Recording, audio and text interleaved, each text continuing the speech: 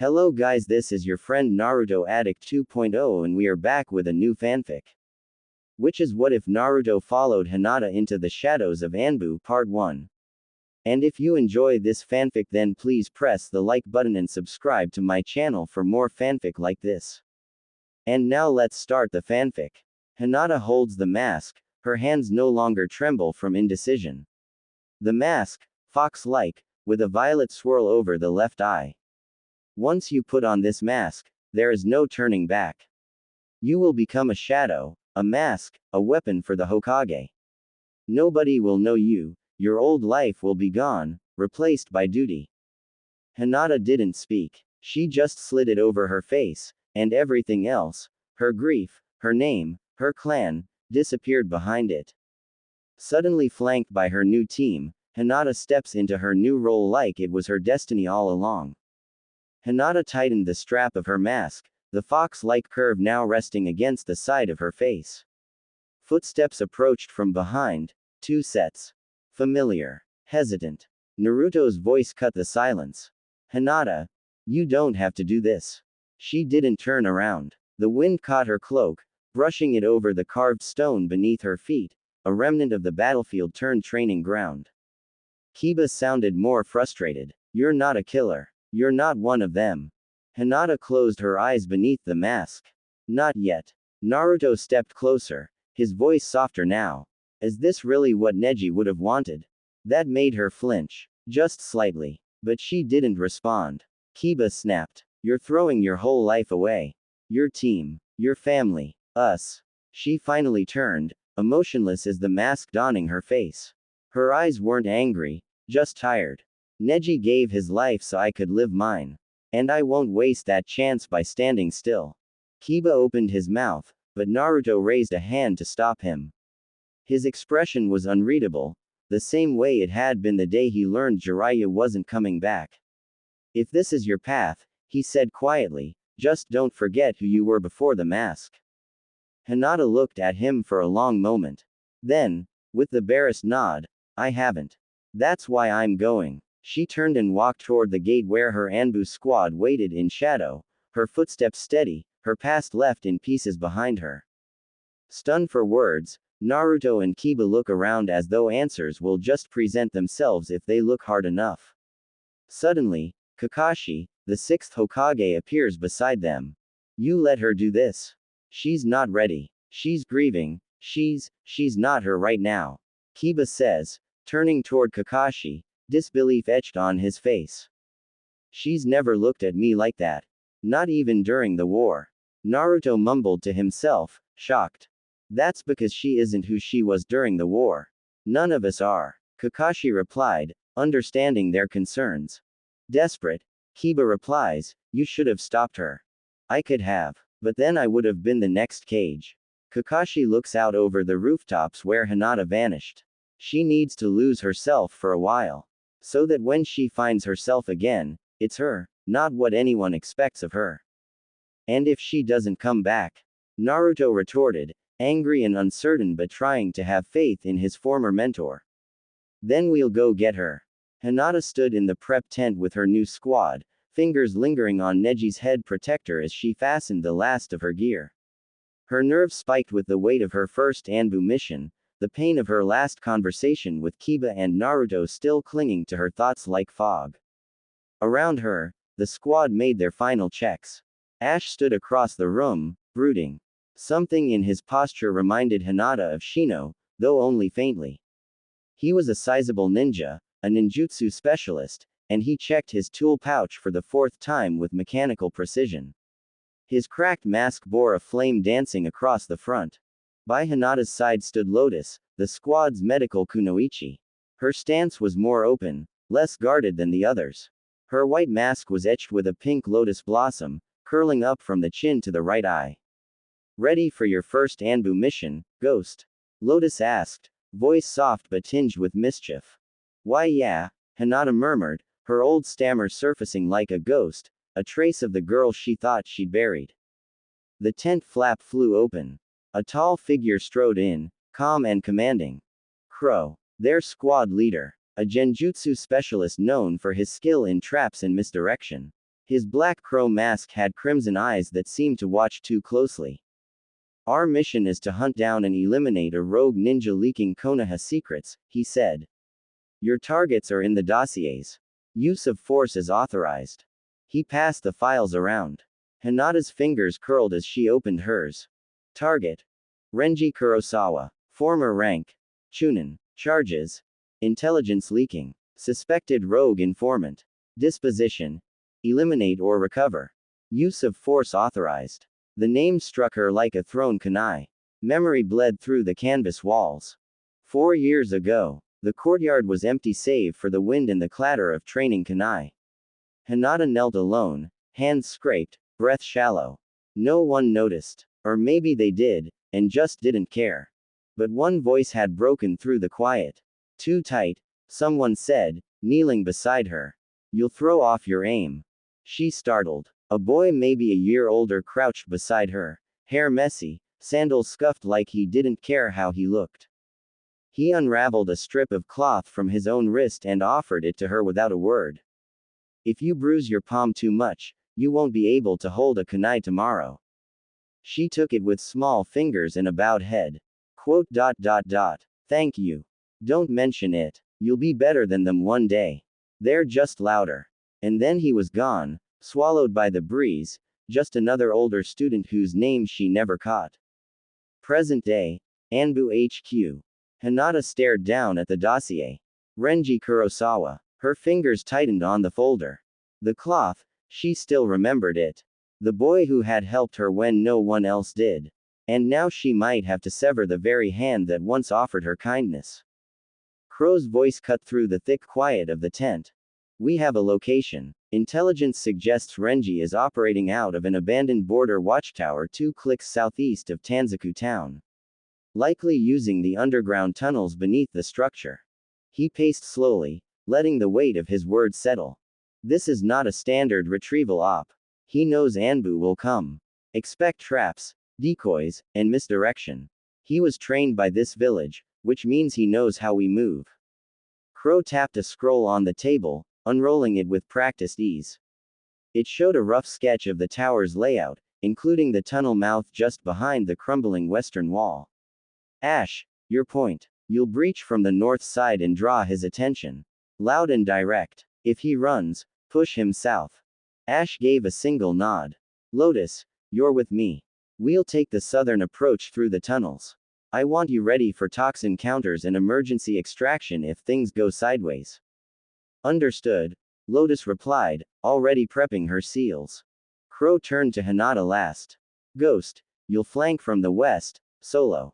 Hinata blinked beneath her mask. You're the smallest, quietest. He won't hear you coming until you're already in his shadow. You get eyes on him and confirm if he's alone. If you have a clean shot, take it. Otherwise, signal and hold. Hinata's heart thudded against her ribs. Not from fear, at least not just fear. From the knowledge that she would be the first to see him. The boy with the cloth. Crow continued, Renji was known for his misdirection. If he's still half as clever as he was during the war, this won't be simple. He paused. And Ghost, if it comes to it, do not hesitate. The past doesn't outweigh the mission. Hinata's hand brushed the edge of the dossier. Her eyes lingered for just a second longer. A moonless night in a border village shrouded in mist. Shadows stretch long and quiet. Mission objective: eliminate a former Konoha informant who defected and began selling secrets. Hinata's team has tracked him to a tower structure where the informant is hidden, protected by a contingent of guards. 3-man cell, split entry. Hinata is to infiltrate silently and confirm the target location. Rain clung to the stone like a second skin. Hinata Ghost, crouched in the shadow of a crumbling wall, chakra suppressed to nearly nothing. Her squad fanned out around her, each cloaked in a different mask, Ash directly across from her, balanced on the far ledge like a statue with fangs. A flicker of lightning traced the sky behind the tower. It stood tall, blackened stone reaching up like a spear to stab the heavens. 3 levels. Narrow staircases. One way in, one way out. The target was at the top. The intel had been clear. Level 1. Entry guards and a flame trap warding the stairwell. Level 2. 2 rogue shinobi mercenaries stationed in rotating patrol. Level 3. The defector, target confirmed. Orders. Eliminate the target. Leave no witnesses. Silent entry preferred. Hinata reached into her tool pouch, fingers brushing the aged strip of cloth Renji had given her all those years ago. The frayed edges whispered of the tentative, frightened girl she used to be. Now, that girl was gone. She was ghost. Spotting Ash and Lotus flanking the perimeter, Hinata crept toward the tower's base. She tapped her finger twice against the crumbled brick. On the third tap, she vanished. The guard at the threshold never saw her. She slipped into his blind spot, kunai in hand, and slid the blade beneath his chin in one smooth, silent motion. She caught the body before it hit the ground. One down. Byakugan, Ghost whispered. Her vision flooded with chakra, an intricate web of glowing veins and subtle pulses. A feast of energy. And just ahead, curled like a serpent around the stairwell. The flame trap. She dropped to one knee, pale eyes tracking the chakra threads. A snip of wire. A twist of kunai. The trap shimmered, then dimmed. Disarmed. She didn't pause to admire the work. Without a word, she slipped toward the second floor as Ash and Lotus secured the base behind her. This was the hard part. The 2 rogue shinobi weren't amateurs. One had laid a sound-based detection seal across the hallway. The other sat idle, sipping tea, eyes fixed on the stairwell like he knew it was cursed. Ash signaled. Wait. Lotus moved instead, triggering a false chakra signature down a side corridor. It worked. Ghost slipped past the distracted shinobi and turned a corner. And froze. A scroll was pinned to the wall, aged but unmistakable. 3 figures illustrated in ink. One of them, Renji. Older now, but still recognizable after all these years. Memories surged. Of the boy who once offered her advice and comfort, back when her hands still trembled during basic drills. She shook her head. No time for nostalgia. No room for regret. Byakugan, she whispered again, eyes losing focus as her gaze pierced the ceiling above. 1 chakra network. Alone. 3rd floor. Her target. With steely resolve, she climbed the final stairwell, each step pressing down on her like a judgment. In a flash, she was on the rafters above him. Renji stood below, muttering to himself as he flipped through scrolls. He looked tired, nervous, fragile in a way she never remembered. She could hear her breath. Feel her hesitation. Don't make me do this again, she begged silently. Please, move. Just enough for me to react. Give me a reason. But he didn't. She dropped. Her hand trembled. He looked up. Their eyes met. Recognition sparked. And before he could speak, Ash landed behind him. 1 clean stroke. Silent. Final. Blood spilled across the scrolls. Hinata didn't look away. She forced herself to watch. Red pooled at her feet as another piece of her childhood died in front of her. Crow landed behind her, voice flat. Ghost, you hesitated. Not a rebuke. Just fact. Next time, don't. Ash, ever the statue, methodically wiped blood from his kunai, the same blade that had delivered the killing blow. His mask remained on, a white expressionless wall that matched the calm, disciplined aura he wore like a second skin. Even without the mask, she doubted his face would show much. Lotus lounged near the far wall, legs stretched out, as if they hadn't just returned from an assassination mission. Whether she was unaware of the tension or simply didn't care, Hinata couldn't tell. Hinata's shoulders were tight beneath her uniform, the strain creeping into her spine. The silence in the debrief room was too clean, too sterile, like the whitewashed walls were trying to erase what they'd just done. Her first mission was a success, objectives met, target eliminated, no casualties.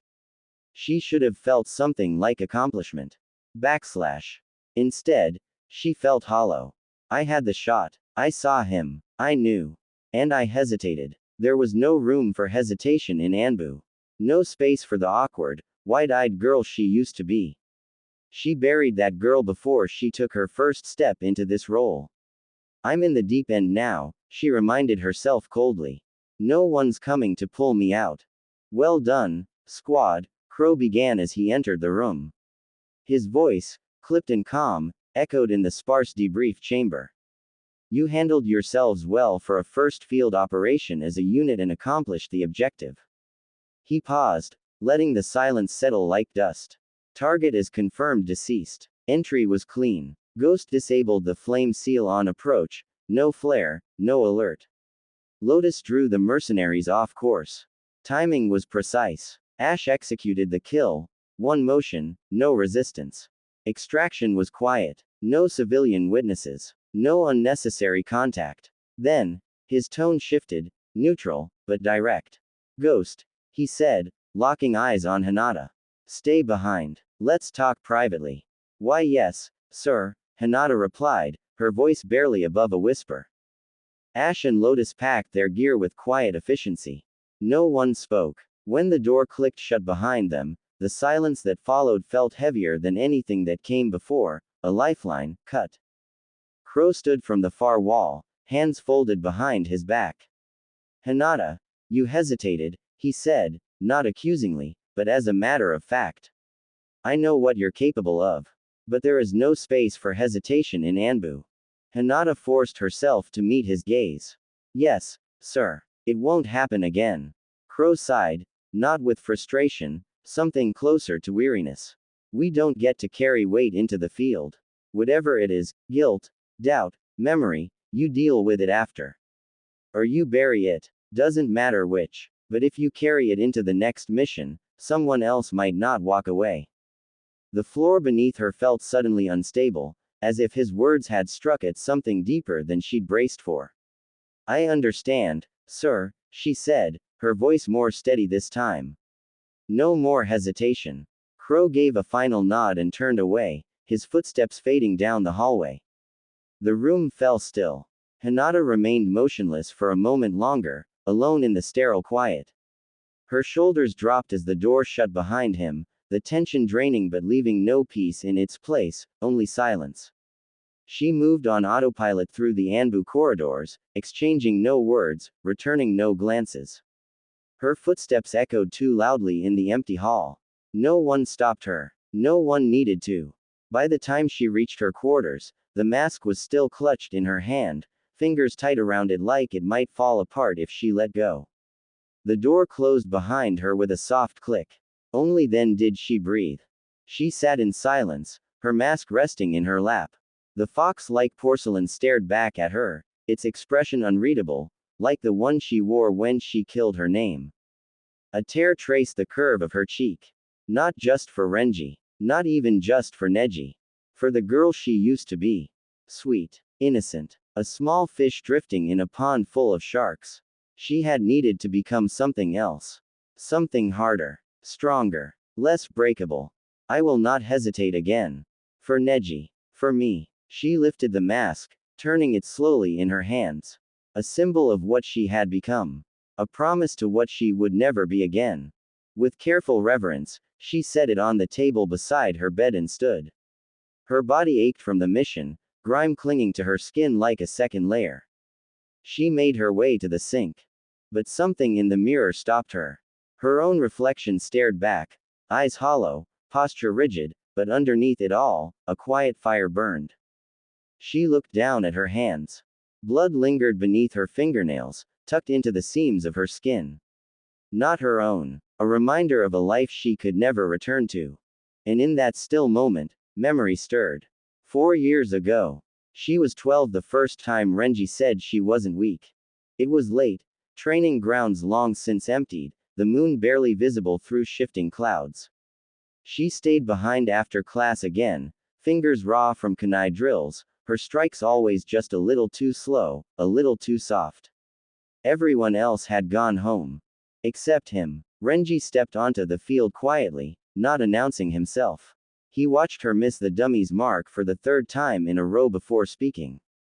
You keep apologizing with your aim, he said. Like you're afraid to hurt something. Hinata flushed, lowering the kunai. I'm not. I mean, I didn't mean to. I know. He walked closer, kneeling in front of the straw dummy. But in a fight, intention means nothing. What matters is whether the hit lands. I don't want to be like this forever, she whispered, ashamed. He smiled. Not mockingly, but gently. Then don't be. She blinked. You think people like me don't get scared? He said. We do. The difference is we don't stop moving. You hit soft. Fine. Then hit soft on purpose. But land the hit. He stood, brushing dust from his knees. You don't have to be loud to be strong. You just have to stop apologizing every time you take up space. She remembered nodding back then. Remembered thinking she'd carry those words forever. Present day. Neji's grave. The cemetery was silent. Moonlight pooled across the stone markers, stretching pale light over rows of names etched into time. Hinata stood in front of one of them, a simple marker carved with precision. Hyuga Neji. He chose fate, and changed it. She said nothing at first. Just stood there, arms folded, the wind pressing her cloak against her back like a second skin. The mask hung loosely in her hand. Her real face was bare. I didn't freeze, she said, finally. Then, quieter, not for long. She lowered herself to the ground, resting back on her heels, fingers brushing over the edge of the grave marker. I thought it would feel different. The first kill. It wasn't even mine in the end. She looked down at her gloved hands, like she could still see the blood under her fingernails. But I still feel it. Like it should have been. Her voice thinned slightly. You always said I was too kind. That I'd break myself trying to be gentle with the world. She gave a soft, breathless laugh. You were right. I am breaking. I just hope it's into something better. She fell quiet again, the kind of silence that wasn't awkward, just honest. I joined Anbu because I didn't want anyone else to die for me. Not ever again. But now, she trailed off, fingers curling slightly into the grass. Now I wonder if I lost something more important trying to become someone no one has to protect. She closed her eyes for a long moment. Then opened them. Steady. Controlled. I'm still afraid, Neji. But I won't let that stop me anymore. She placed a folded strip of cloth at the base of the stone, the same one Renji had once given her, now cleaned and carefully pressed. A goodbye. A weight released. She stood and slid the mask back on. And walked away without looking back. Hinata moved through the village like a ghost wrapped in daylight. Konoha bustled around her, vendors calling out over stalls, children darting between their parents' legs, shinobi laughing over tea, but it all felt distant, muffled, like she was watching life unfold behind a sheet of glass. She was there, walking among them, but not truly with them. An errand run, simple on the surface, restock provisions, replace a broken strap on Ash's weapon pouch, pick up ration scrolls for the next op.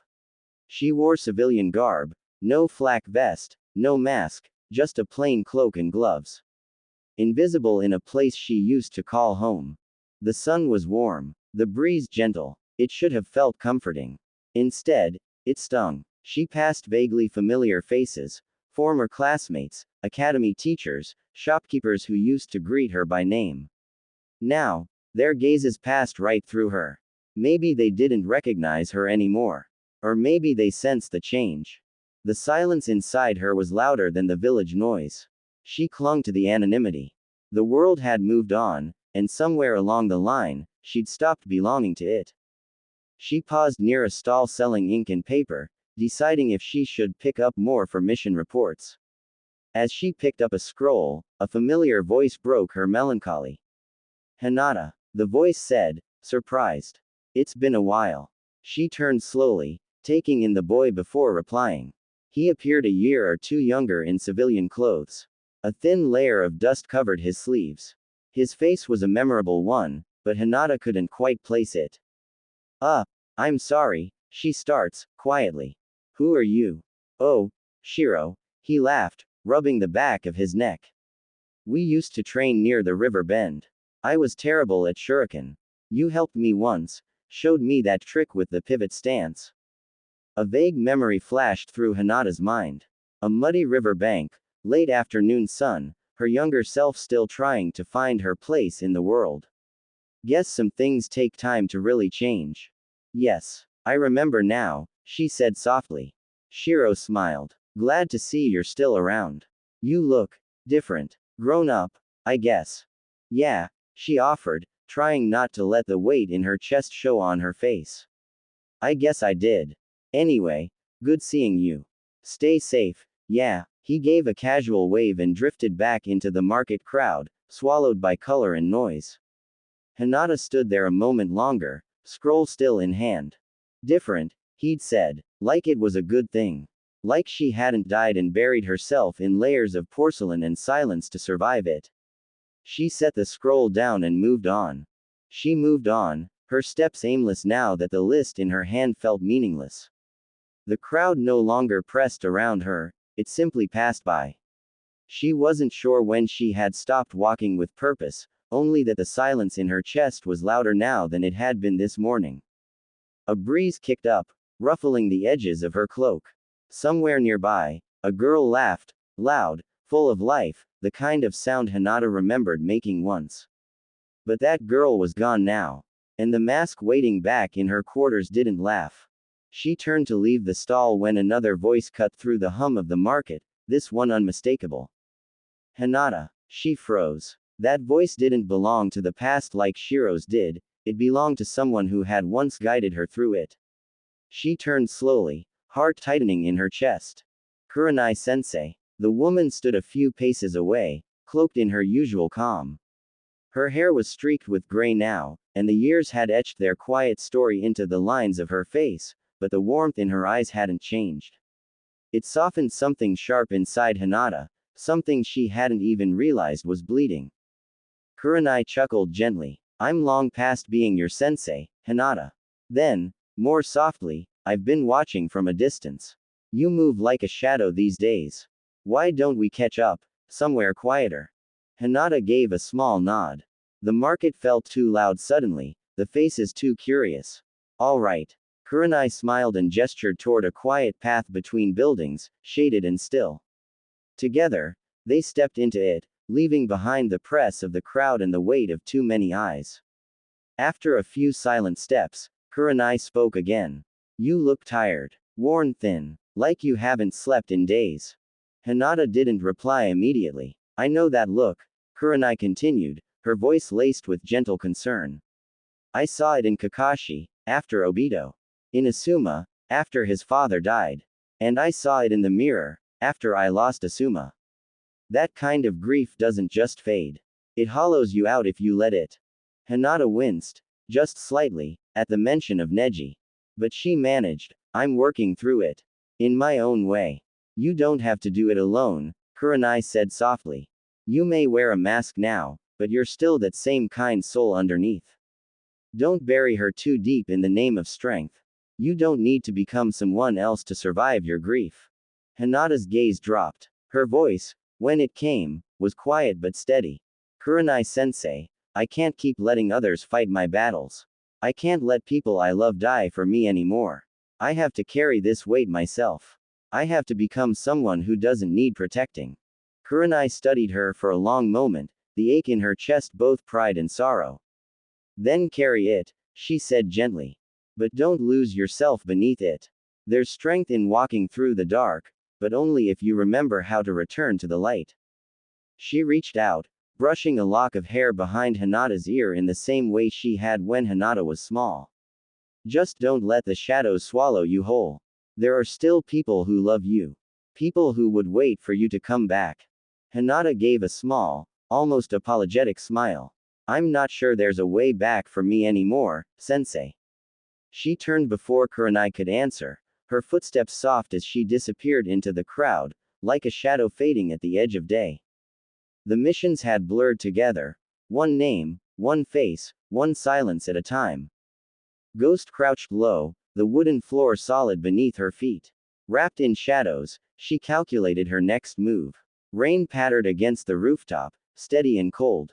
The months since she first donned the mask had carved something new into her. Gone was the shy girl clinging to kindness like a shield. In her place stood a weapon, silent, deliberate, unyielding. Her squad, Nightshade, had been dispatched on another elimination mission. Target: missing Nin, Kurigakure origin. Location: safe house near the Land of Fire border. Objective: eliminate. Collateral: Acceptable. Ghost had gone in ahead, her Byakugan key to infiltrating undetected. The porcelain fox mask gave nothing away, even as her heart slowed to a predator's rhythm. Byakugan, she whispered. Her vision shifted, the veins around her eyes flaring subtly beneath the mask as chakra networks revealed themselves. 5 signatures. 2 were her teammates, Ash and Lotus. That left 3 enemies, including the target. She relayed the intel in clipped, coded syllables. No names. No questions. Ash breached first, hurling a fireburst into the room.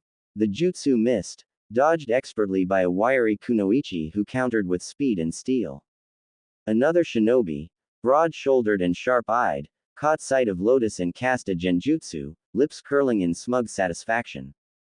That was her opening. Ghost moved. A breath, a flicker of motion, and she was there. The target's eyes widened as she landed beside him, soundless as a falling leaf. One strike, a gentle fist, placed with perfect precision against his heart. His chakra ruptured mid-beat. He fell without a word. She moved, fast as wind and twice as lethal, twin lion fists roaring to life.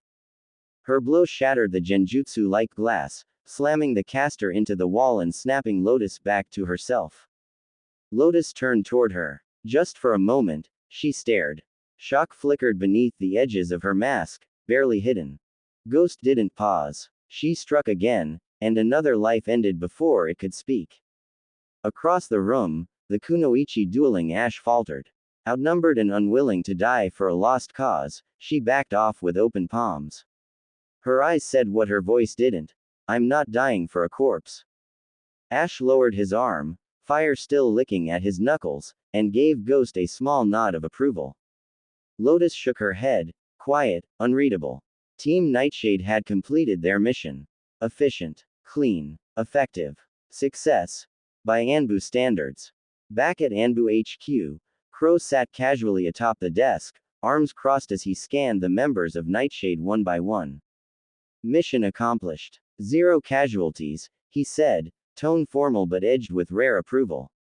You're quickly becoming one of our most efficient active squads. Ghost stood silent, unmoving. The blood from her kills had dried stiff on her gloves. She made no move to clean them. Ash remained still beside her, arms folded, his expression unreadable, as if anything less than perfection would have surprised him.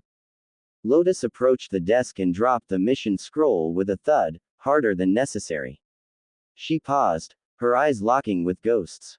The silence stretched. Then, with a soft exhale, Lotus shook her head and turned, walking out without another word. The room held its breath. Ghost didn't blink. Outside Anbu HQ, the rain had thinned to a mist. The compound gates loomed behind them, sealing away the silence of killers. Ghost moved toward the edge of the stone path, intent on disappearing into the night like she always did. Wait. Lotus's voice cut cleanly through the air. Ghost halted but didn't turn. You didn't even flinch, Lotus said, quieter now, stepping up beside her. 2 kills. No hesitation. No breath held. Just execution. Ghost said nothing. Lotus glanced over. Her mask pushed up onto her head, exposing sharp eyes shadowed by damp bangs. You're getting colder every mission, Hinata. Ghost's head tilted just slightly, acknowledgement, not denial. Lotus crossed her arms. I know the masks are supposed to make it easier. To separate who we are from what we do. But yours, you're not taking it off anymore. Not really. At last, Hinata spoke, her voice low, like it might shatter if she raised it. It's easier this way. Is it? Lotus snapped, eyes narrowing. Because I'm not sure the girl I trained with would have looked me in the eye after stopping someone's heart barehanded. That girl had something left. A thread of mercy. You didn't even blink. Hinata turned, and for a second, Lotus thought she saw it, something fragile behind the porcelain. But it passed. We all do what we must, Hinata said. You think I haven't asked myself what I'm becoming? I just stopped pretending the answer matters. Lotus took a breath like she might argue, but stopped herself. Rain kissed the pavement between them. I just don't want to lose you in that mask, Hinata. You won't, Hinata said.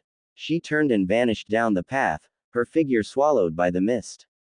The Anbu training hall was all stone and silence, lit only by the cold white glow of lanterns along the walls. The air was sharp with steel and sweat, the muffled thud of bodies hitting mats echoing from the far side. Ghost stood apart, arms folded, mask in place.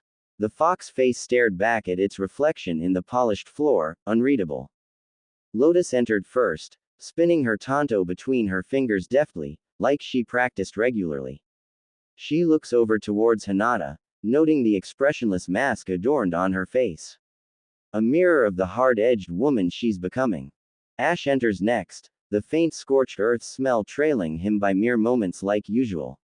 He wasted no time, stepping into the sparring circle and attacking a training dummy, sparks of flame dancing on his fingers.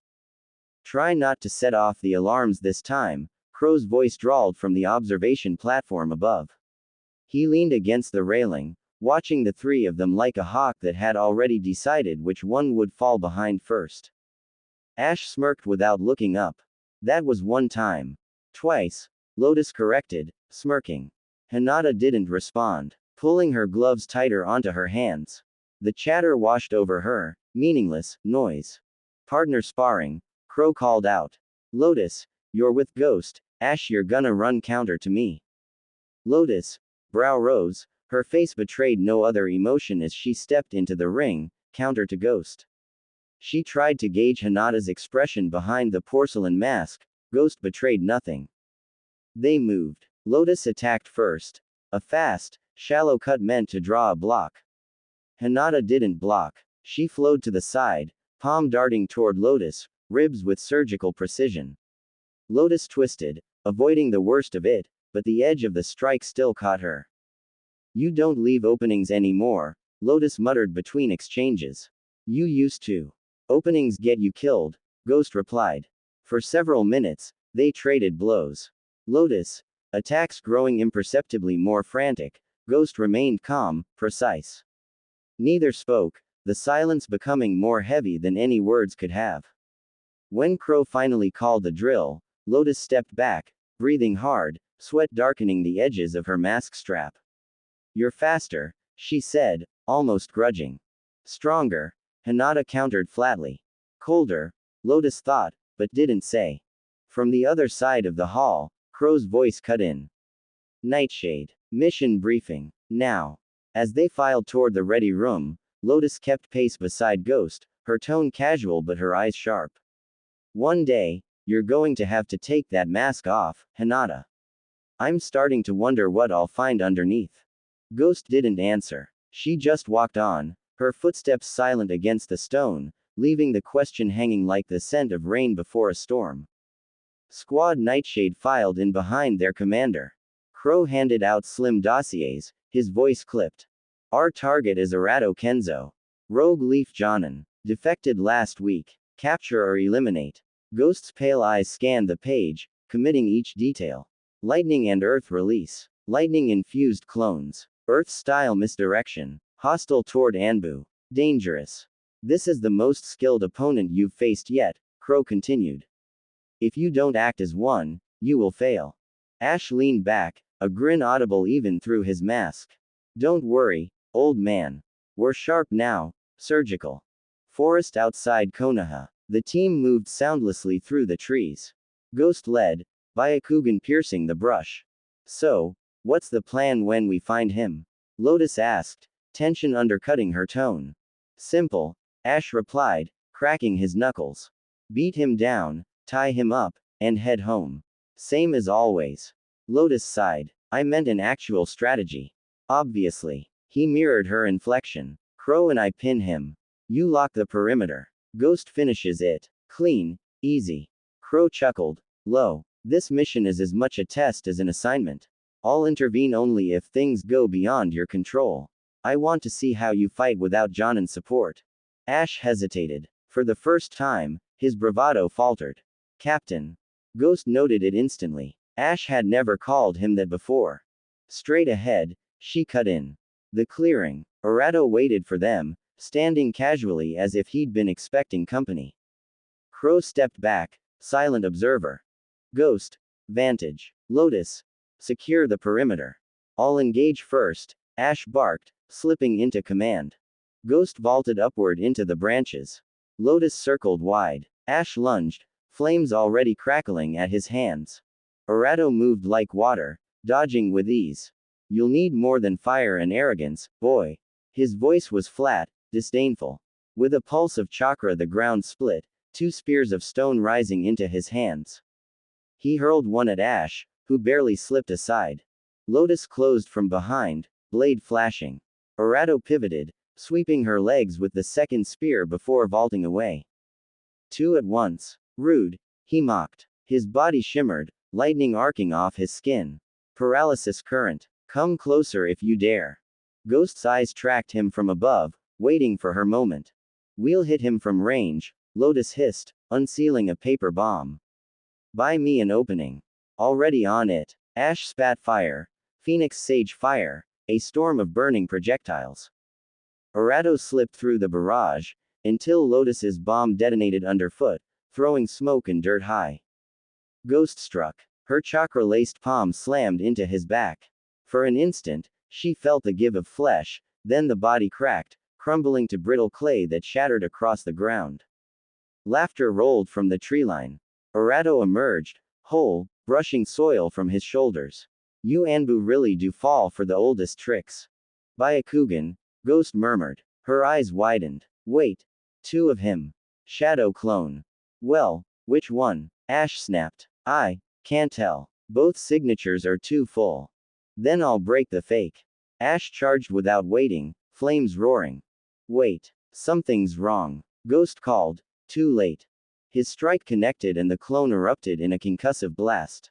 The explosion hurled Lotus and Ghost back, smoke and dirt choking the clearing. Ash lay crumpled, barely conscious.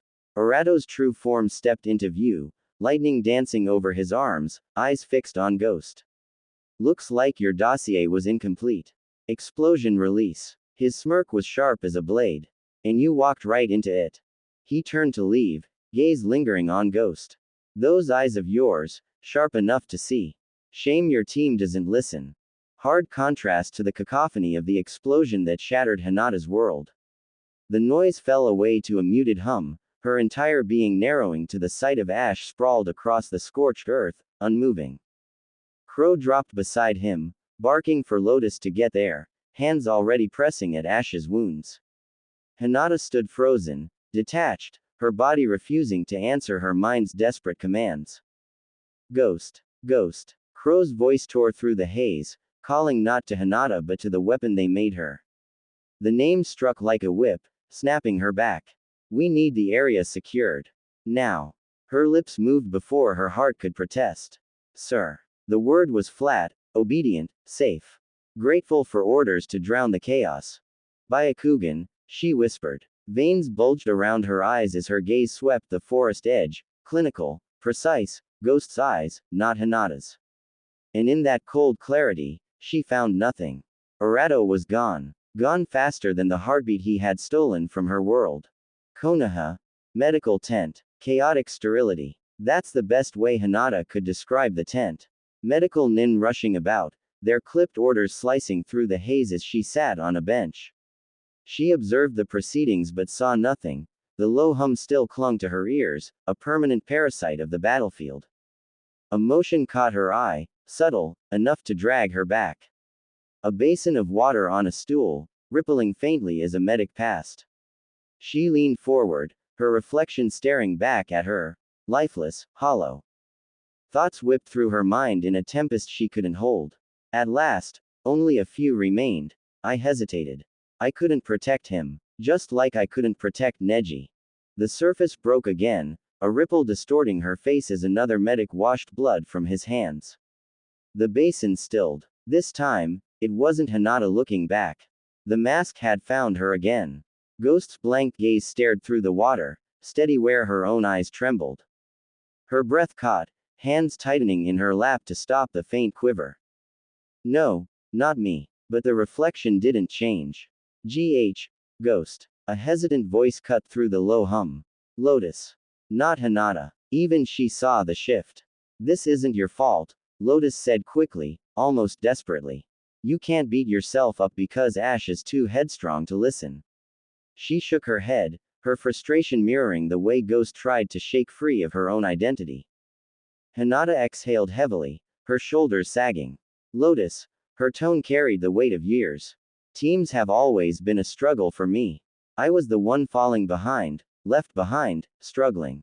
Even with Team 8, under Kurenai-sensei, the time I was supposed to grow as a shinobi, I hesitated. I made things harder for them. You've grown so much since then. You're not that girl anymore. A trace of sorrow slipped into Lotus's voice. I used to watch you and Neji train. I was jealous of your abilities, your place in such a powerful clan. You've changed. Hinata's gaze dropped, her words heavy and unflinching. The only thing that's changed is the people I've lost along the way. I've grown indecisive, too afraid of what else I'll lose if I choose wrong. Team Nightshade deserves someone who isn't afraid. Don't say that, Hinata. Lotus's voice cracked, raw. We need you. Hinata. She still saw her under the mask. But Ghost turned away, voice flat, stripped of warmth. Or maybe you deserve someone who doesn't freeze when it matters. Hours later, Ghost pushes through the tent flap. Ash lies on the medical cot, bandaged and frail, but still managing a chuckle. Guess explosions don't actually agree with me, despite. No jokes. Not this time. Ghost's tone cuts like steel. You didn't listen. You charged in like you're untouchable. You almost got killed. You almost got us all killed. I've taken down 1,000 shadow clones.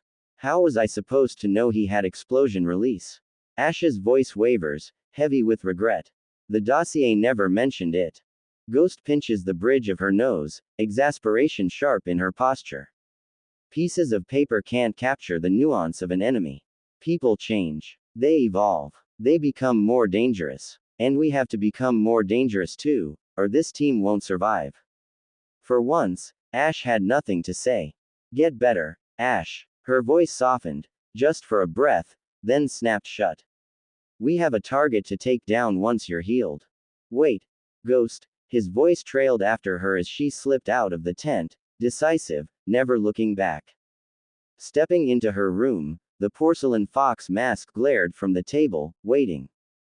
Ghost wouldn't have hesitated. Hinata did. And next time, someone might not come back. The room was dim, lit only by the slant of late afternoon light through the blinds. Kakashi sat behind his desk, the Hokage's cloak draped loosely over his shoulders, his single visible eye watching Crow with the steady patience of a man who had seen 100 missions end in failure before. Crow stood at attention, mask tucked beneath his arm. His tone was clipped, but not defensive. Mission objective. Failed. Target Arato Kenzo escaped. Squad Nightshade sustained heavy injuries, Operative Ash incapacitated, though stable. No fatalities. Kakashi leaned back in his chair, fingers steepled. You were meant to oversee. Not interfere. Did you? Crow's jaw tightened. I did not. As ordered, I observed until intervention was unavoidable. The squad's cohesion broke. Ash acted without listening to Ghost's reconnaissance. He paid for it. They all did. A long silence stretched. The Hokage's gaze sharpened. So what I'm hearing is that their failure wasn't because they were outmatched, but because they didn't function as a unit. Crow inclined his head. Correct. Ghost showed precision and discipline. Lotus held formation. But Ash, his recklessness nearly cost them their lives. And Ghost blames herself for not stopping him. Kakashi exhaled slowly, eyes narrowing. Ghost. His voice dropped, thoughtful. She's carrying Neji's ghost with her still. That kind of burden can sharpen a blade, or break it. She's becoming colder, Crow admitted. Efficient, yes. But she's losing her humanity to the mask faster than even I expected. If it continues, she may become more weapon than shinobi. Kakashi's voice was quiet, but resolute. Then the question is whether you temper the weapon, or let her cut herself apart. Crow bowed his head, but said nothing. Send them on another mission, Kakashi said finally. Not Arato yet. Something to force them back into rhythm, or to prove they can't recover. His gaze drifted to the village rooftops beyond the window. Anbu squads don't survive long without trust. Find out if Nightshade still has any left. Anbu headquarters, Team Nightshade, 1 week after the failed Arato mission. The team sat around the situation room, tension thick enough to taste. Ghost spun a kunai between her fingers, her mask hiding what her eyes would not. Lotus packed her satchel with deliberate movements, worry creasing her brow. Ash massaged his arm absently, the picture of determination despite his injuries. I know I screwed up, Ash said at last, voice low. I'm still paying for it. Ash, we know you're capable of, Lotus began, but Ghost's voice cut across her like steel. It's not about capability. It's that you didn't listen. You act like you're untouchable, like brute force will carry you through anything. She set the kunai down with a sharp clink. We're a team. If you can't act like it, we won't survive. Ash's jaw flexed, frustration and guilt flickering before he forced them down into a flat mask. I know, Ghost. Things will go differently this time. No more impulsive decisions. The door opened, and Crow strode in, his presence pulling the tension taut. Orders are in. Ash, have you been cleared for field work? Yes, old man. A ghost of his usual grin. Crow gave a single nod. Good. This mission is a protection detail. The shift was immediate. The tension snapped like a bowstring. Protection? Lotus asked, incredulous. Surely a Genin squad could handle that. Yeah, Ash added, his tone sharp. Feels like a waste of Anbu. Ghost didn't move, didn't speak, didn't care, at least, not where anyone could see. Crow's voice hardened. It is not your place to decide. The Hokage gave this mission to us, and we will carry it out. He let the weight of his stare linger on each of them in turn. The client is Yamoa Sakashino, a leaf spy trapped in a nearby village. He carries intelligence the Hokage considers critical. He must be escorted home alive. Fail this, and the last mission will look merciful in comparison. Near the outskirts of Tanbo village, forest perimeter. The path wound through a narrow stretch of forest, damp with mist from the river that split the valley below. Sparse lanterns glowed faintly from the village walls in the distance, promising safety, but between Nightshade and those gates lay miles of shadowed brush and too many places for an ambush. The canopy above blotted out the moon, forcing the team to move by instinct, Byakugan, and silence. Target ahead, Ghost says, veins pulsing in her eyes from her Byakugan. Any other signatures? Ash asks hesitantly. No. Hinata replies confidently. Let's go in and make contact, then we can devise an exit strategy. Lotus whispers, already moving, leading the squad inside the building. Mr. Sakashino. Masks are made to deceive. Yamoa's voice was low, his hands trembling faintly though his eyes never left theirs. Lotus hesitated, unsure, until Crow stepped forward, voice sharp as a kunai. But eyes never lie. Yamoa exhaled, tension loosening just enough. Can't be too careful these days. Thank you for coming to get 6th Sense Anbu, I must be getting the special treatment today. We need to move before we get caught flat-footed. Ghost states, all business. Right. Ash replies hesitantly. The forest pressed close, mist curling between the trees, muffling every sound but their own footfalls. Lantern light from Tanbo village flickered faintly behind them, swallowed by the dark. Wait. Ghost's voice was quiet but sharp. Byakugan veins flared at her temples, her pale eyes cutting through the gloom. 4 signatures ahead. Waiting. Ash's grip tightened on a kunai. For once, he didn't surge forward. What's the call, Ghost? You and I engage. Lotus sets the perimeter. Protect the target at all costs. Her tone allowed no argument. They fanned out. Lotus dashed ahead, scattering ceiling tags and wire like a spider spinning web. Ghost dropped into a defensive stance, chakra humming through her palms. Ash hung back near Yamoa, hesitant, the memory of his last mistake still shackling his instincts. 4 rogue nin stepped from the fog, grins flashing under the canopy. 2 lunged forward immediately, blades catching glints of moonlight, while the other pair circled wide, predators testing the edges of the pack. Ghost met the first head-on. Her movements were clean, unyielding, 1 strike, 1 dodge, every motion measured. Across from her, Ash finally flared his fire release, embers sparking from his fists, but the hesitation cost him. His opponent pressed hard, driving him back step by step toward Yamoa, every exchange louder, messier, desperate. The stragglers moved in, seizing their moment. One streaked for Lotus. She whirled, barely intercepting him with a flurry of kunai, her trapwork half finished. The second slipped clean past the chaos. He launched himself at Yamoa, foot arcing high, chakra blazing. Time fractured. Ghost saw the strike before anyone else could react. She pivoted, chakra roaring into her hand, and drove her palm into the man's chest.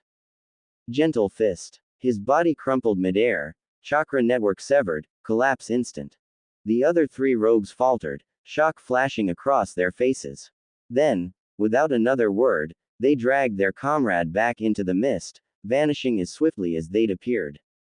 Breath hung heavy in the clearing. Ash panted, singed smoke curling from his gloves. Lotus reset her traps with trembling hands. Ghost stood steady, her breath slow, her eyes still pale fire. They weren't trying to win, she said, voice flat.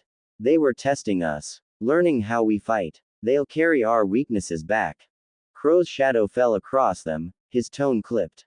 Ash, that hesitation nearly cost the mission. Restraint is not the same as control. Ash's jaw clenched under his mask. Yes, sir. His voice was stripped of its usual bravado, nothing left but obedience and shame. Ghost lowered her Byakugan, the veins fading. Her eyes lingered a moment on Ash, then turned back to the trees, already scanning for the next threat. The last rogue scattered into the trees, and Ghost lowered her hand, the chakra still buzzing faintly through her fingertips. Too fast. Too easy. Her strike had ended it before Ash could even push forward, before Lotus could weave into rhythm beside him. She stood there a moment longer, breathing steady behind the porcelain mask, but her mind churned. They're not ready. Not Ash. Not Lotus. Not as a team. Her legs moved automatically, stepping ahead to retake point. The forest pressed close around them, every shadow threatening to lurch alive. The silence that followed wasn't peace, it was pressure, heavy and suffocating. Ash's footsteps dragged faintly behind her, more hesitant than usual. Lotus muttered something under her breath as she reset her grip on her satchel.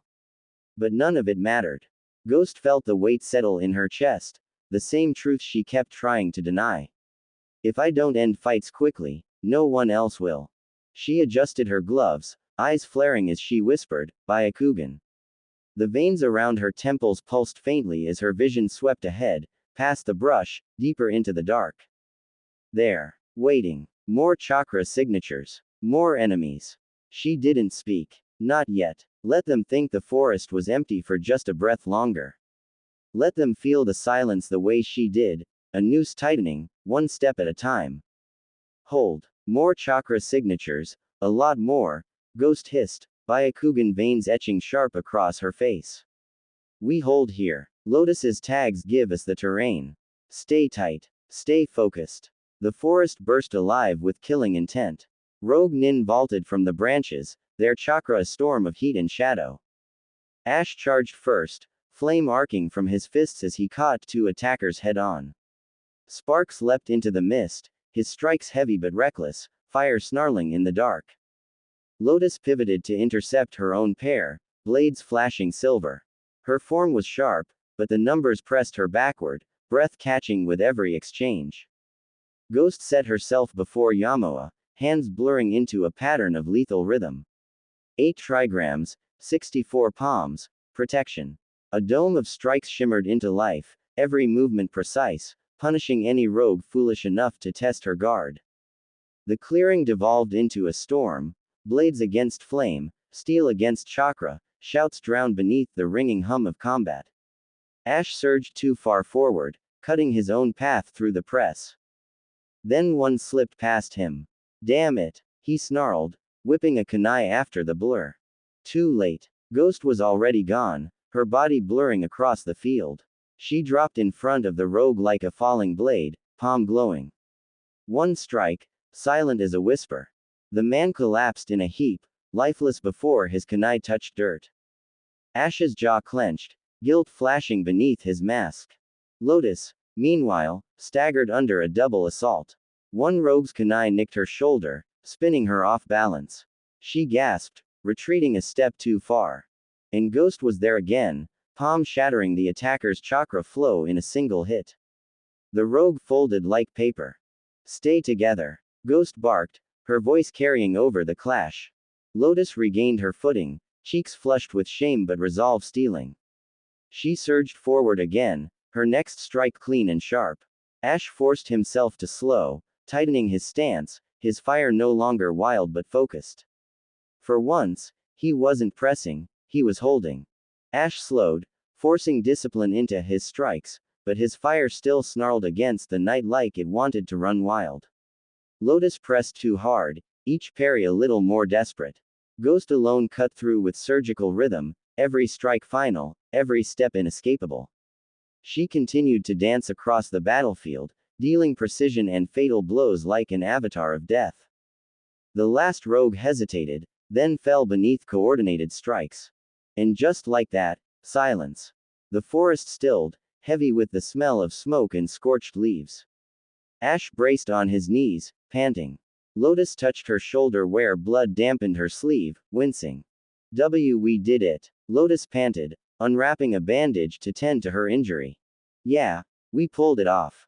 Ash agrees, grunting from the strain of battle. Never a worry. He chuckles at his own joke. Ghost shakes her head. If they aren't going to act like a team anyway, do I really need to be matched with anyone? Arriving back at Konoha, Team Nightshade escorts Yamoa to the Hokage's office to report mission complete. Crow steps into the office alone. Lord 6th, mission accomplished. Sakashino is being debriefed by Anbu as we speak. How did your squad handle the mission, Crow? Kakashi probes. They overstepped, struggled to act as a team. Ghost stepped up and carried the mission, filling in the gaps where the other two struggled. She is filling out the mask more and more every mission. I can see the frustration building. Kakashi leaned back, one eye half-lidded but sharp beneath the mask. They'll either sharpen under the pressure, or break. Either outcome tells us something we need to know. Back at Neji's grave, Hinata looks down at the weathering graveyard was still, cicadas buzzing faintly in the distance. Hinata's voice was barely above a whisper, words swallowed by the stone. I'm not sure if this is the right move for me anymore, Neji. You talked so much about fate growing up, I'm not sure what my fate is anymore. She looks down at the fox mask in her hands. I need to find it. Lotus tugged at her mask strap with a grin. Enough of this. Just for one night. No codenames, no porcelain. I'm Sayaka, and I want both of you at the festival. Ash rolled his eyes but slipped his mask up onto his head, a sheepish grin plastered on his face. Renjiro. Not that it matters, but sure. Hinata hesitated. Saying her real name felt intimate. Dangerous. But Lotus's smile was insistent, so she whispered, Hinata. The lanterns of Konoha's annual light festival were already being strung across the streets when Sayaka found them.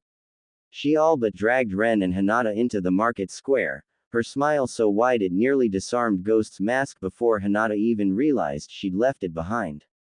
You're both coming, Sayaka declared, waving off Ren's protests before he could even start. No excuses, no grim faces, no mission talk. Just, for one night, let's try being people. Ren snorted, folding his arms but following anyway. And what? Throw shuriken at paper targets for prizes. I don't need festival games to prove my aim. You could stand to prove you're human, Sayaka shot back, eyes glinting. She reached for Hinata's hand without hesitation. And you, don't think you can just watch from the shadows all night, Ms. Brood. She chuckled. You're with us. Hinata blinked, caught between resistance and relief. The warmth of Sayaka's grip was startling after weeks of cold steel and silence. She started, then stopped. Ghost would have refused. Hinata simply nodded. The streets are alive with lantern light, vendors calling out with skewers of sizzling meat, paper masks bobbing above the crowd. Children dart between legs, their laughter sharp and real, reminding Hinata of her own childhood chasing after her cousin in the Hyuga compound, nothing like the muffled chaos of the battlefield. For the first time in weeks, Hinata's steps slow, the weight of the fox mask at home rather than on her face. Sayaka smiles, softer this time. See, doesn't kill you to breathe once in a while. The squad dances along the lantern-lit pathway leading to the festival, the lights dancing in Sayaka's eyes as she twirls. Look at how beautiful, perfect, everything is. She gives a contented sigh. Ren gives a rare smile. You know what? I think this will be fun. He catches up to Sayaka, giving her a playful nudge with his hip. Hinata observes with a slight grin, her new identity is Ghost, warring with the joviality of the moment. Ren's nose catches a savory scent in the air, a predator sensing prey. Yakitori, he says, simply, his legs already guiding him towards the food stand. The smoke curled thick and fragrant from the yakitori grill, skewers sizzling as the vendor fanned the flames. The air was heavy with soy and char, the kind of scent that tugged at the stomach even when you swore you weren't hungry. Ren stopped dead in his tracks, arms crossing. If I'm risking my reputation as a brooding shinobi, I'm doing it for food. Sayaka rolled her eyes, already pressing coins into the vendor's hand. Your reputation's safe. No one's afraid of you chewing chicken on a stick.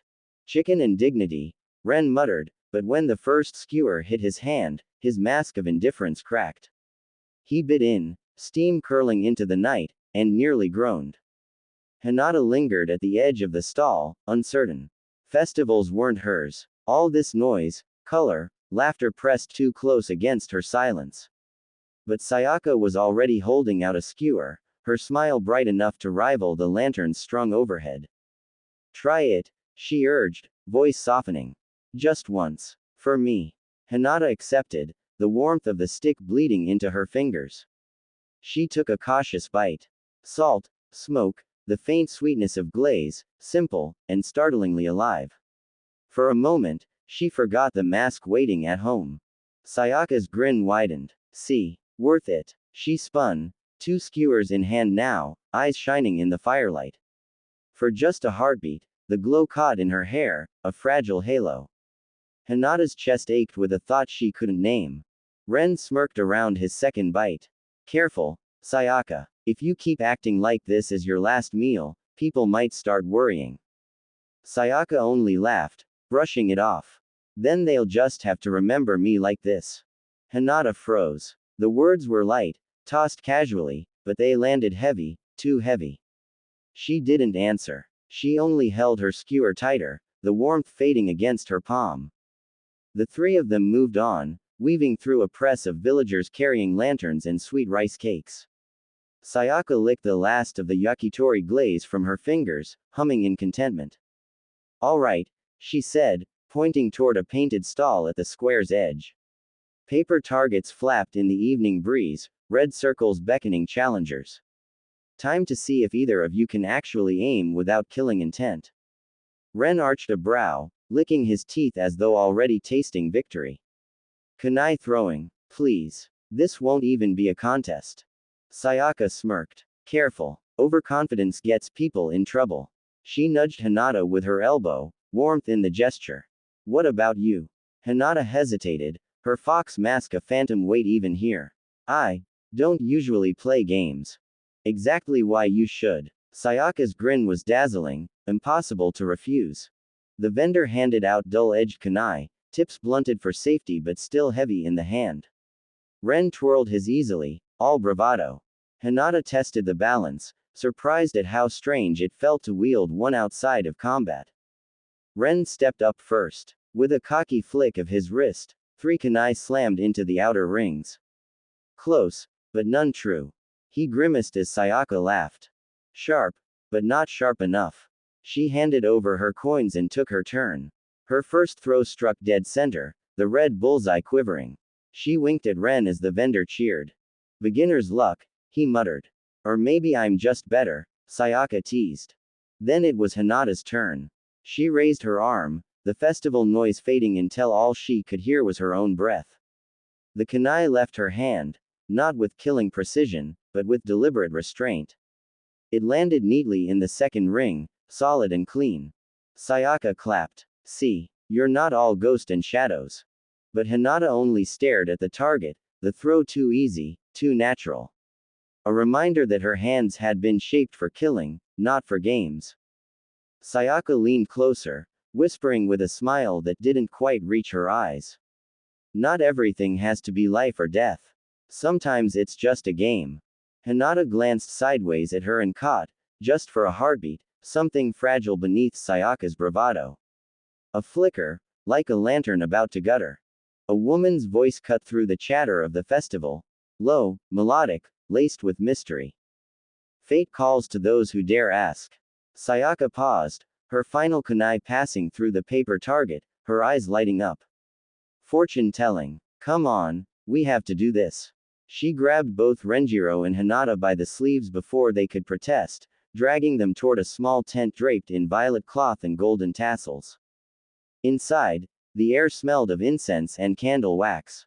A crystal orb sat on the table, glowing faintly in the lantern light. The fortune teller herself was veiled, her hands pale against the dark fabric. Sayaka flopped down first, grinning like a child. All right, tell me how long I've got before Ren finally admits he's in love with me. Renjiro nearly choked, glaring at her, but the fortune teller only smiled thinly, placing a card from her deck onto the table. The laughing fox, she murmured. A spirit of joy that masks sorrow. You bring light to those who walk in shadow, but foxfire burns out quickly. Sayaka blinked, then forced a laugh. Sounds about right. Guess I'm too fun for my own good. She waved the others forward. Your turn, Hinata. Hinata hesitated. The incense pressed against her lungs, thick and heavy. But Ghost couldn't flinch at something so simple, and so she sat. The fortune teller laid a single card with deliberate care, a figure carrying a mask. The twin faces, she intoned. One name for the world, another whispered only in solitude. But when the mask cracks, only one truth remains. Hinata's breath hitched. Her fingers twitched against her knee, aching for the porcelain fox she'd left at home. The fortune teller's veiled gaze lifted, pinning her. You will be forced to choose which face survives. Silence lingered, broken only when Renjiro scoffed. Typical festival trick. Easy to spook shinobi with shadowy words. But Hinata couldn't shake the cold weight pressing on her chest. Sayaka looped an arm around Hinata's shoulder as they left the tent. Don't let it get to you. Those people make their coin with gloom and riddles. She grinned wide again, trying to lighten the air. Come on, the lanterns are next. The festival had quieted into something softer, the raucous laughter fading into hushed anticipation. Families, couples, and shinobi alike stood in the square holding paper lanterns, each one glowing with warm light. The night sky above Konoha seemed to bend toward them, hungry for the stars they were about to release. Hinata cradled her lantern close. She traced Neji's name on the paper earlier, the brushstrokes shaky but certain. She wanted to let it go, to see his memory rise against the black sky, free and untethered. Her hands trembled with the weight of both the flame and the memory. Sayaka grinned at her, eyes bright in the lantern glow. Beautiful, isn't it? For once, it feels like this world is lighter. She pressed her lantern against her chest as though she could soak in its warmth. Her voice softened, but there was an edge beneath the joy, as if she knew, on some instinctive level, that the light couldn't last forever. Renjiro shifted beside them, his own lantern dangling from one hand. He scoffed, but it lacked bite. Don't get too sentimental. We'll be back in the dark soon enough.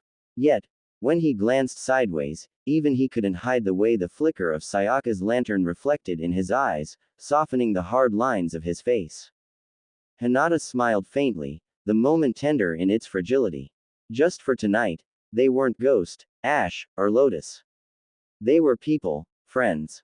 She held onto that, clutching it as tightly as the lantern in her hands. A sudden crow's caw cracked through the stillness. It wasn't natural. It was the signal.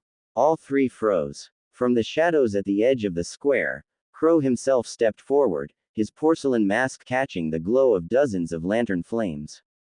His voice was low, unyielding. Mission. Now. Sayaka's smile faltered, her lantern trembling. She glanced up at the sky, then down at the flame she hadn't yet released. For a heartbeat, She looked like she might disobey, like she wanted just one moment longer of peace. But she swallowed it. She forced the lantern back into Hinata's hands, her voice quiet but steady.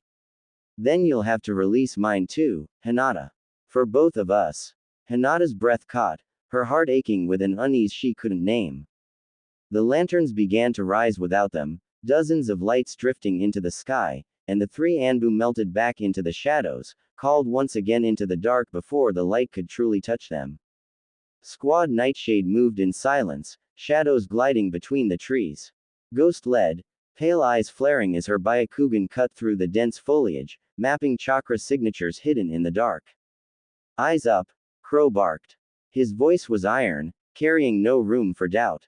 This isn't a drill. Our target commands a rogue unit in this region. Reported numbers are unreliable. Assume we're already outmatched. If you can't function as one, you'll die as many. Ash clicked his tongue, sparks already dancing faintly along his fingertips. We got it, Crow. I won't mess up again. Lotus adjusted the strap of her satchel, forcing her voice light. Yeah, no worries, sir. We've worked out the kinks. Ghost said nothing. Her gaze stayed forward, unblinking, every breath measured. Then her eyes sharpened. Hold. The forest seemed to freeze at her command. Veins bulged at her temples as her sight extended outward. The silence pressed tighter. We have company, she whispered, her voice a blade cutting through the dark. And a lot of it. Ghost's voice was steel, but inside, Hinata's chest clenched. Company. The word echoed too much like the night before, when Sayaka had dragged her laughing through lantern-lit streets, insisting they breathe, insisting they live. We're surrounded. Ghost forced herself back into the moment.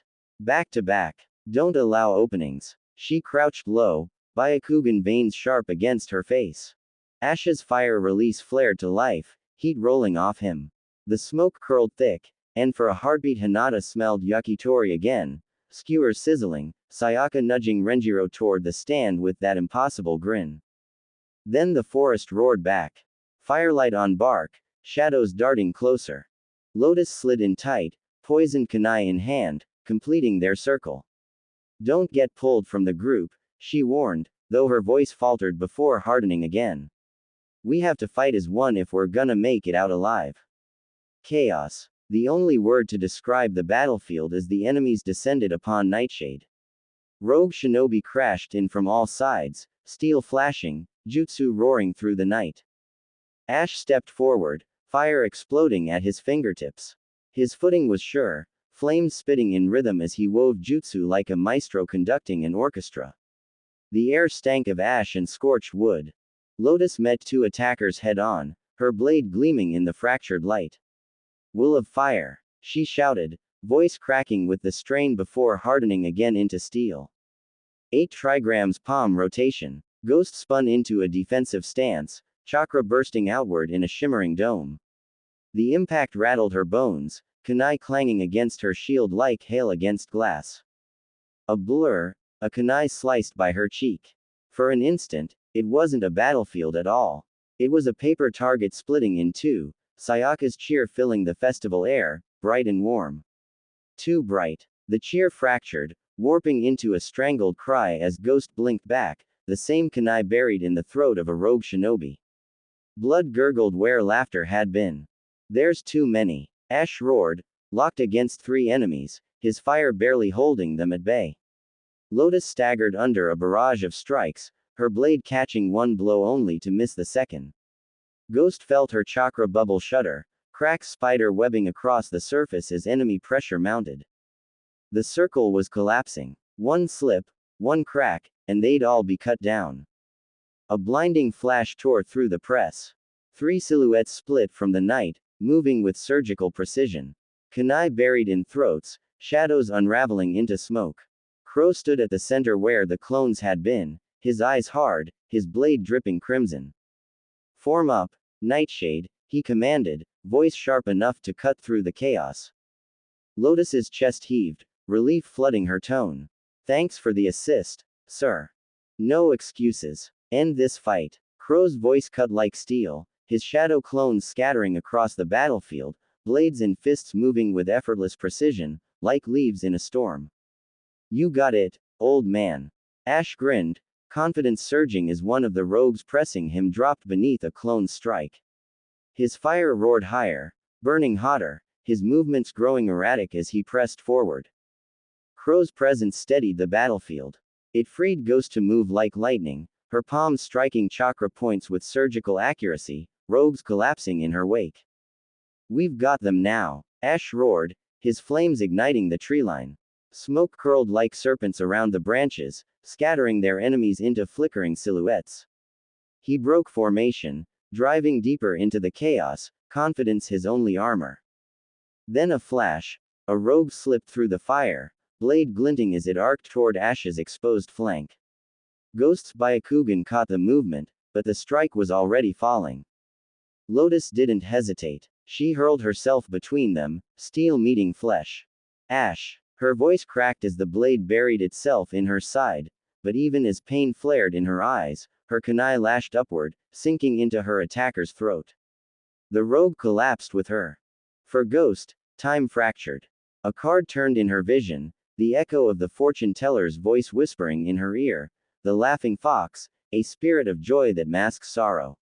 You bring light to those who walk in shadow, but foxfire burns out quickly. She blinked, and reality snapped back. Sayaka's body slumped forward, crimson spilling fast, eyes dimming even as Ash caught her.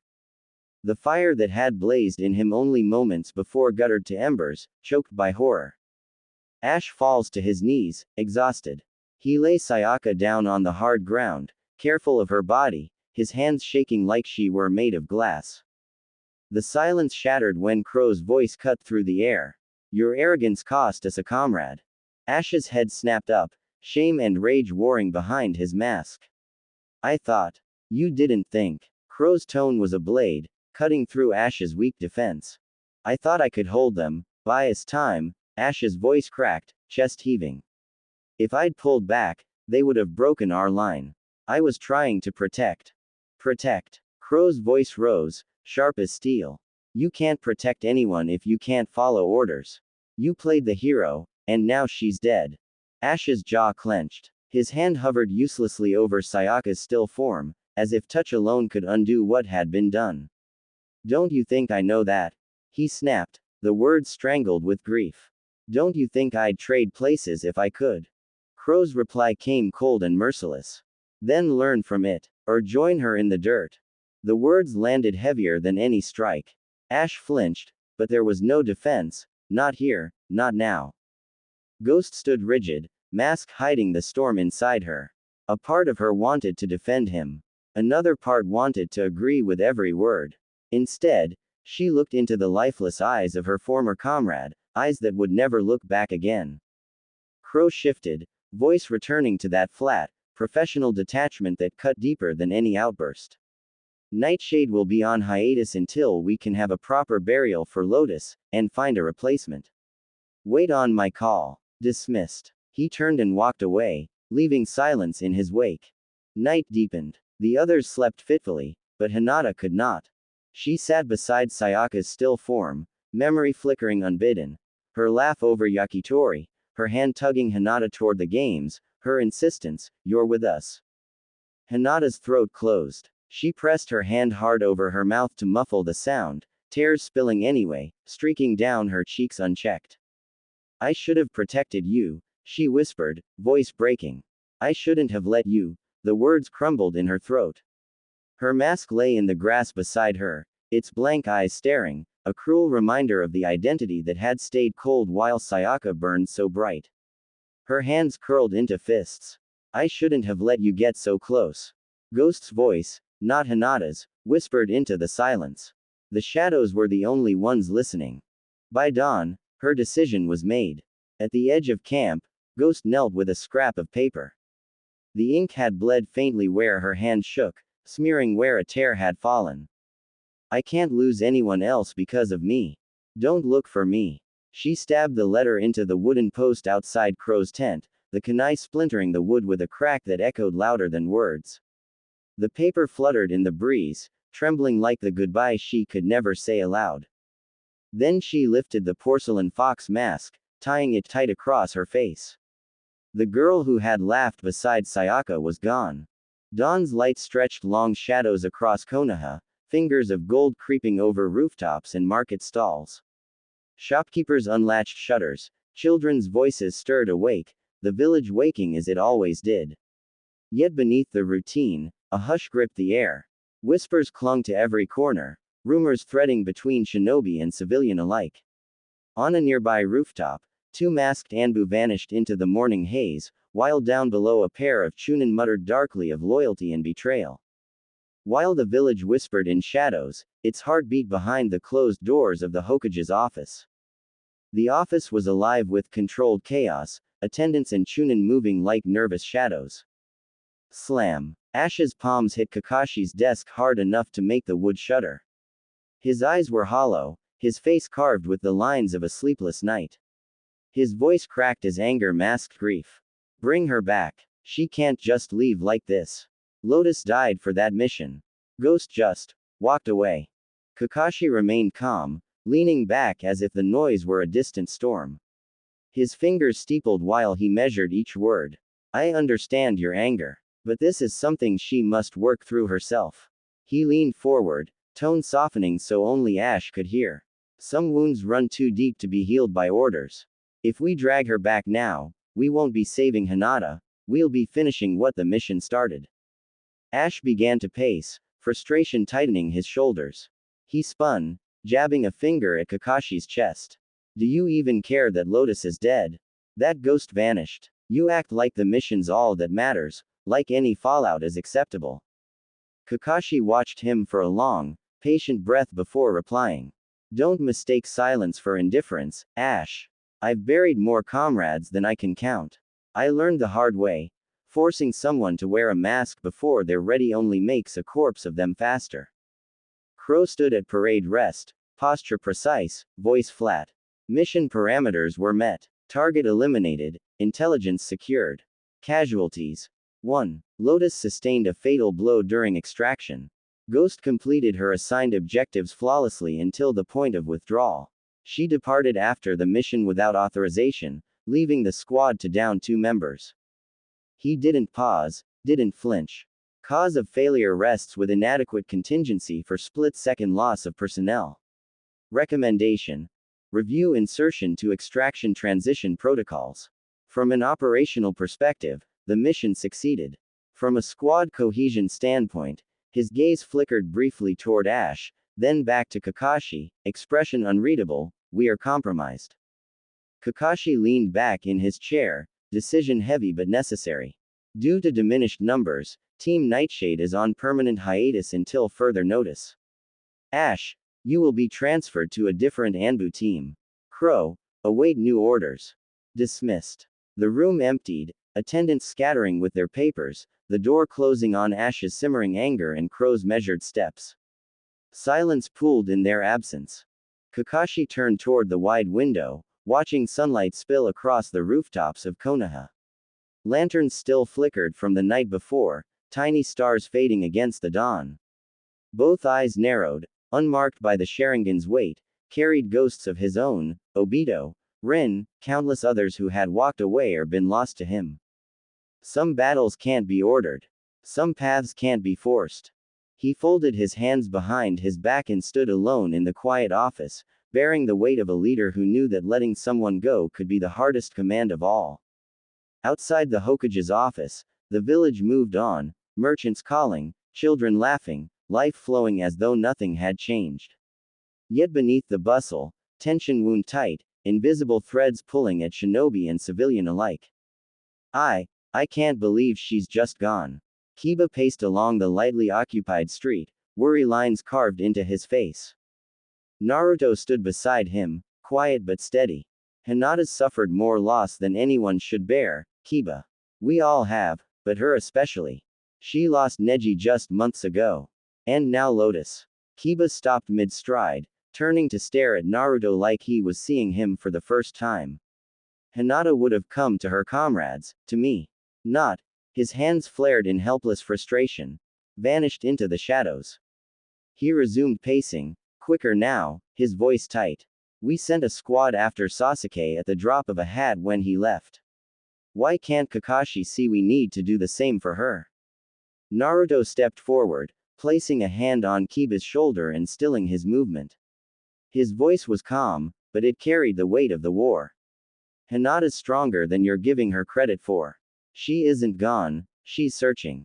She'll come back when she's ready. And when that time comes, he met Kiba's eyes with quiet conviction. I'll be the one to bring her back. Kiba's jaw clenched. He wanted to argue, to shout that Naruto was wrong, but the conviction in his friend's voice left no room. After a long silence, he pulled away with a frustrated huff, resuming his pacing though slower now, as if the weight of Naruto's words pressed on his shoulders. From a nearby rooftop, two Anbu masks watched the pair below.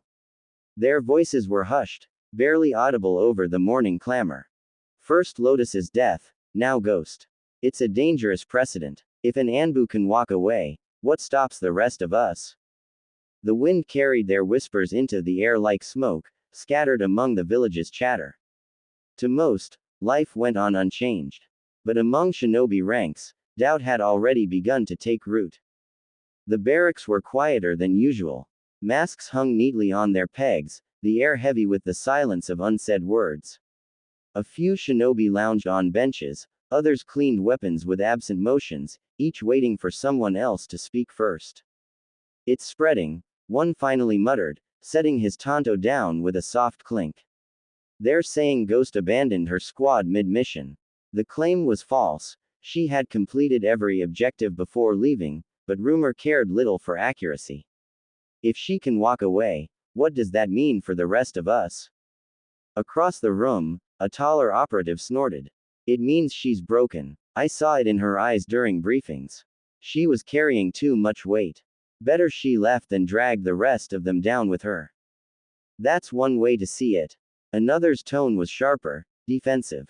She carried Nightshade through missions no one else would touch. If anyone's earned the right to step back, it's her. The first shook his head. That's not how Anbu works. You don't step back. You don't walk away. You wear the mask until it kills you. That's the precedent she's set now, and it's dangerous. The debate swelled, voices rising and fracturing the barracks, usual discipline. Some whispered Ghost's name with respect, others spat it like betrayal. For every shinobi who saw her absence as weakness, another saw it as a mark of courage, but no one could agree. On the far bench, Ash tightened the straps of his armor without speaking, his silence cutting through the rising voices. His hands moved with precision, but his shoulders were rigid, trembling with the effort of restraint. When he finally rose, the room hushed for a moment, then he left without a word, vanishing into the night air. The silence that followed felt heavier than before, as if his unspoken grief had lingered in the room long after he was gone. The air in Konoha's cemetery was heavy, a stillness so complete that even the wind dared not intrude. Rows of shinobi stood in formation, black uniforms and pale masks reflecting the gray sky. At the center, a single name was etched freshly into stone: Sayaka, Lotus. The memorial flames burned low, their smoke curling skyward in thin, fragile ribbons. Ash stood stiff among the mourners, his jaw locked, eyes fixed on the grave as though glaring hard enough could undo it. Crow was there too, posture precise, but his mask betrayed nothing. A spot stretched between Ash and Crow noticeably empty. Among the gathered Anbu, whispers threaded quietly: she should be here, Ghost should be here. First Neji, now Lotus, how much loss can one kunoichi carry? Or maybe she couldn't carry it at all. Some voices carried doubt, others carried pity. None reached louder than the silence where Hinata should have stood. The Hokage's cloak brushed softly as Kakashi stepped forward, laying a single white flower before the grave. His voice was low, steady, but carried across the ranks. Lotus died in service to this village. Her sacrifice will always be remembered. Her absence will be felt. That is the way of shinobi, but it is never an excuse to forget the lives behind the masks. Heads bowed. A moment of silence stretched on, broken only by the soft crackle of the flames and the flutter of passing lotus blossoms. Later that night, Kakashi stood alone at his office window, the village spread beneath him. Lanterns flickered in the streets, shadows moving like memories he could never quite shake. Obito, Rin, Minato. Names etched into his bones, each one another absence. Now Lotus. And Ghost, Hinata, walking a path he could not guide. He closed his eyes, letting the silence press against him, louder with each loss felt. A leader cannot carry them all. He can only hold the door open when they choose to return. When he opened them again, the village lights shimmered against the glass, fragile, fleeting, but still burning.